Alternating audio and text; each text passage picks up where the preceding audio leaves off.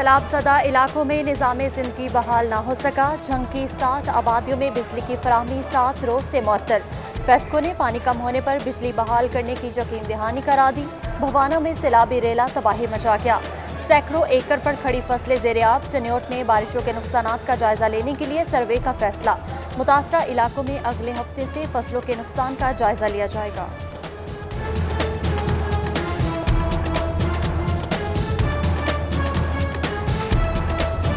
جھنگ کے 87 سرکاری اسکول سیلابی پانی سے بھر گئے. احمد پور سیال اور شورکوٹ کے اسکول سب سے زیادہ متاثر. پرائمری، مڈل، ہائی اور ہائر سیکنڈری اسکولز میں پانی داخل. سی ای او ایجوکیشن کی اسکول سربراہوں کو اسکول کی ہدایات جاری. ٹوبہ ٹیک سنگھ کی ضلع انتظامیہ ممکنہ سیلاب سے نمٹنے کے لیے الرٹ. کمالیہ اور پیر محل کے دریائی علاقوں کا جائزہ لیا جائے. ہنگامی صورتحال کے لیے مشینری فعال رکھی جائے. محکمہ صحت اور لائف سٹاک کے پاس ادویات کا وافر سٹاک ہونا چاہیے. ڈپٹی کمشنر عمر جاوید کی تمام محکموں کو فلڈ ریلیف پلان پر عمل درآمد کی ہدایت.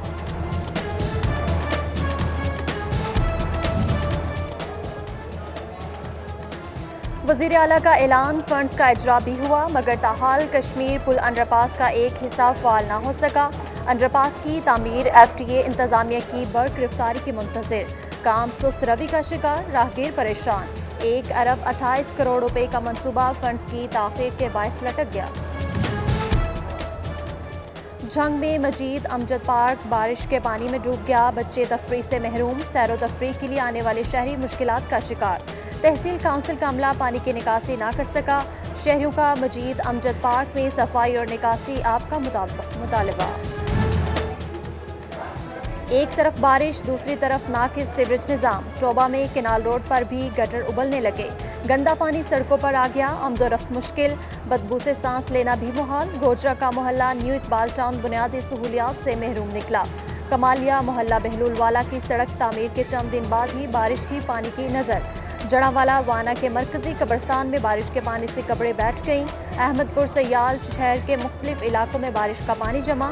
محلہ نوازش علی خان میں 4 روز بعد بھی بارشی پانی نہ نکالا جا سکا.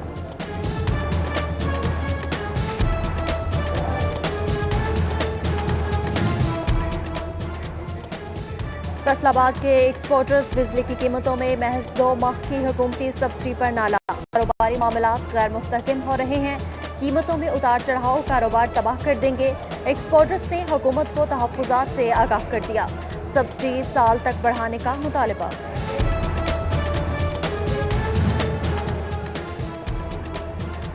پیپکو نے سابق چیف انجینئر آپریشنز فیسکو عمر لودھی کے خلاف تحقیقات کے لیے 3 رکنی انکوائری کمیٹی قائم کر دی. کمیٹی 15 روز میں رپورٹ پیش کرے گی. عمر لودھی پر جعل سازی سے بیٹے کی ملازمت کرانے چنیوٹ کے ایک ایس ٹی او اور ایکسنگ کے خلاف کارروائی کرنے کا الزام ہے. سٹی گورنمنٹ فیصل آباد کی ڈسپنسری کے برے حالات. شہر کے وسط میں واقع اشرف آباد ڈسپنسری خستہ حال. ڈاکٹر ڈیوٹی سے غائب. ڈسپنسر بھی موجود نہیں. مریض علاج کے لیے خوار. زندگیاں خطرے سے دوچار.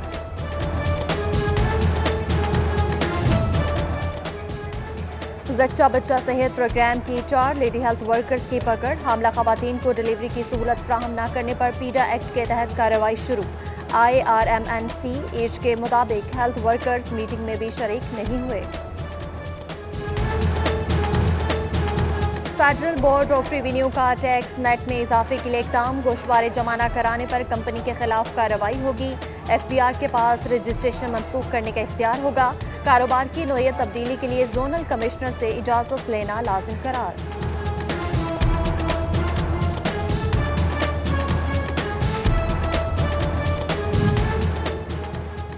فیصل آباد کی نئی حد بندیاں جاری. 12 نئی یوسز کو فائدہ نہ پہنچا. FWMC کی حدود بڑھے. فنڈز اور مشینری کی تعداد نہ بڑھی. کمپنی حکام نئی یوسز میں صفائی آپریشن سے ہچکچانے لگے. MD کاشف عوان نے فنڈ صورتحال بہتر ہونے پر صفائی اقدامات کی یقین دہانی کرا دی.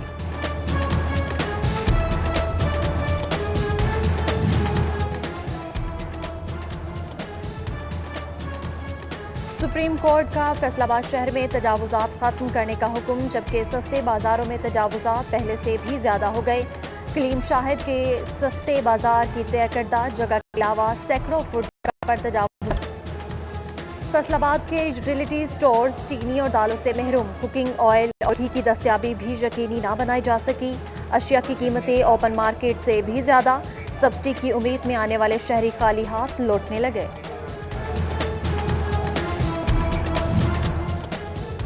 فیصل آباد میں بجٹ آن لائن کرنے کے حوالے سے اہم مراسلہ، مقامی حکومتیں اپنے اخراجات کا حساب دیں ورنہ پی ایف سی میں شیئر سے محرومی ہو سکتی ہے۔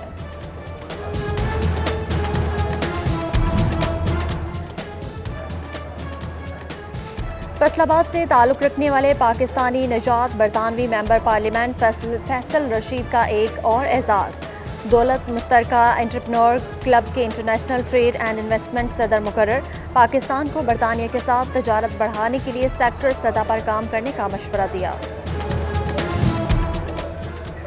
پرانے نکاح رجسٹرار ختم، نئے شرائط بھی لاگو، کم از کم تعلیم ایف اے، کم از کم عمر 35 برس، لوکل گورنمنٹ کی ہر سال لائسنس تجدید کی شرط، مسلم فیملی لا آرڈیننس کے تحت حکم نامہ جاری۔ ڈسیبل سینٹر نشیمن فیصل آباد کے انچارج فاروق بٹ کے اختیارات میں اضافہ، ڈپٹی ڈائریکٹر سوشل ویلفیئر کا اضافی چارج مل گیا، فیصل آباد کی Rana Anwar secretary general P T I youth wing شمالی پنجاب منتخب، deputy secretary general Ahsan Sandhu نے بھی عہدے کا حلف اٹھا لیا۔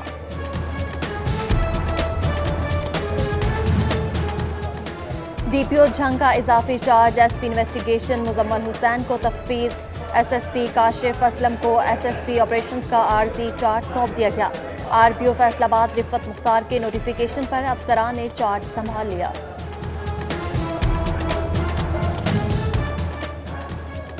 نو تعینات چیف ٹریفک آفیسر فیصل آباد حسن افضل نے چارج سنبھال لیا، دفتر پہنچنے پر اسٹاف ممبران کا پرتپاک استقبال، سی ٹی او ٹریفک مسائل حل کرنے کے لیے پرعزم۔ زرعی یونیورسٹی فیصل آباد کے پروفیسر ڈاکٹر آصف تنویر نے بطور پرو وائس چانسلر چارج سنبھال لیا، ڈاکٹر آصف تنویر 3 سال کے لیے پرو وائس چانسلر تعینات رہیں گے۔ فیصل آباد میں انسداد ڈینگی مہم کے حوالے سے اجلاس، تحصیل سمندری جڑاوالا کی اینٹی ڈینگی مہم غیر تسلی بخش، ڈپٹی کمشنر محمد علی کا اظہار برہمی، ذمہ داروں کی سرزنش کی۔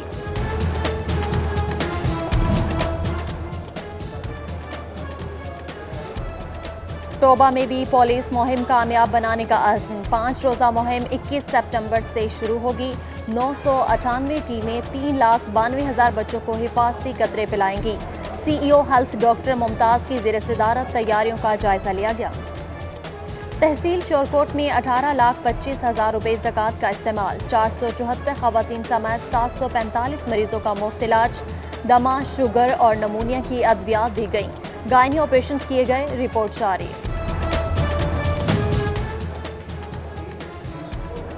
میڈیکل اینڈ ڈینٹل کالج میں ایڈمیشن ٹیسٹ 18 اکتوبر کو ہوگا، ایڈمیشن ٹیسٹ کی امتحانی ڈیوٹی کے لیے 3 کلوز ایجوکیشن سے اساتذہ کی فہرست طلب، میڈیکل انٹری ٹیسٹ میں صرف آرٹس مضامین کے اساتذہ کی بطور نگرانی ڈیوٹی لگائی جائے گی۔ ٹوبہ میں پاکستان میڈیکل لیبارٹری ایسوسی ایشن کی جانب سے اجلاس، چیئرمین پاکستان لیبارٹری ایسوسی ایشن بشارت رسول گجر کی خصوصی شرکت، کہتے ہیں کوالیفائڈ افراد کو گورنمنٹ سیکٹر میں کام کرنے پر اجازت ہے جبکہ پرائیویٹ کام کرنے کی اجازت نہیں دی جاتی، ایسوسی ایشن کا حکومت سے الائیڈ ہیلتھ کونسل قائم کرنے کا مطالبہ۔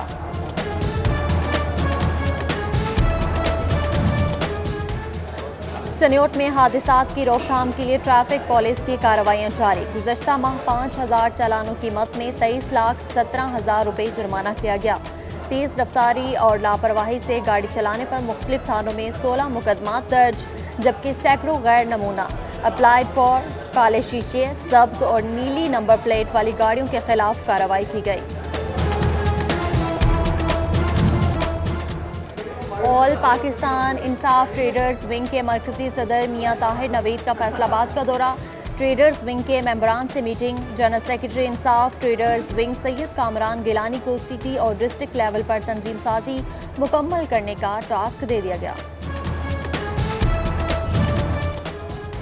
فیصل آباد میں حکومت کی جانب سے وسیلہ تعلیم پروگرام کا آغاز کرنے کی تیاری مکمل، ورکشاپ میں افسران کو پروگرام بارے مکمل بریفنگ دی گئی، مستحق طلبہ کو تعلیم جاری رکھنے کے لیے بھرپور تعاون فراہم کیا جائے گا۔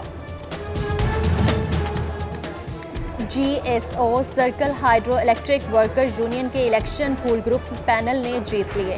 چاند گروپ کو شکست کا سامنا کرنا پڑا۔ پھول گروپ کے زونل چیئرمین ثناء اللہ خان نے 44 ووٹوں سے کامیابی حاصل کی۔ سوشل ویلفیئر فیصل آباد کا ادارہ ماڈل چلڈرن ہوم فال دنیا کے ساتھ دینی تعلیم سے روشناس کرانے پر زور۔ بچوں کی جانب سے کورونا SOPs پر عمل درآمد، پڑھ لکھ کر ملک کی ترقی میں اہم کردار ادا کرنے کا عزم۔ بیٹھنے کو بینچ نہ، کھیلنے کو جھولے اور سلائڈ، حفاظتی گیٹ نہ، لائٹس لگائی گئی۔ امین پور بنگلہ چک 184 کا تفریحی پارک توجہ کا منتظر۔ قمر آباد کے مکینوکا پارک میں تفریحی سہولیات فراہم کرنے کا مطالبہ۔ فیصل آباد شہر ہوگا ہرا بھرا اور دیدہ زیب، گرین بیلٹس آباد ہوں گی، پارکس میں پھول کھلیں گے، شہر کے داخلی راستوں کا بھی جمالیاتی حسن بڑھے گا۔ PHA نے پہلی بار ماسٹر پلان کی حکمت عملی پر کام شروع کر دیا۔ وزیراعظم احساس کفالت پروگرام میں ایک بار پھر توسیع، لالیہ میں مستحقین 15 سپٹمبر تک رقوم حاصل کر سکیں گے۔ اب تک 33,152 افراد مستفید ہوئے، 27,76,26,000 روپے تقسیم کیے گئے۔ جھنگ میں سرکاری سطح پر کھیلوں کی سرگرمیاں شروع کرنے کا فیصلہ، آغاز قومی کھیل ہاکی سے کیا جائے گا۔ ڈسٹرکٹ سپورٹس آفس کے زیر اہتمام ہاکی کلب بھی قائم کیا جائے گا۔ صوبائی وزیر کھیل رواں ماہ کے آخر میں سیٹلائٹ ٹاؤن کی ہاکی اسٹیڈیم اور داؤد شاہ کرکٹ اسٹیڈیم کا افتتاح کریں گے۔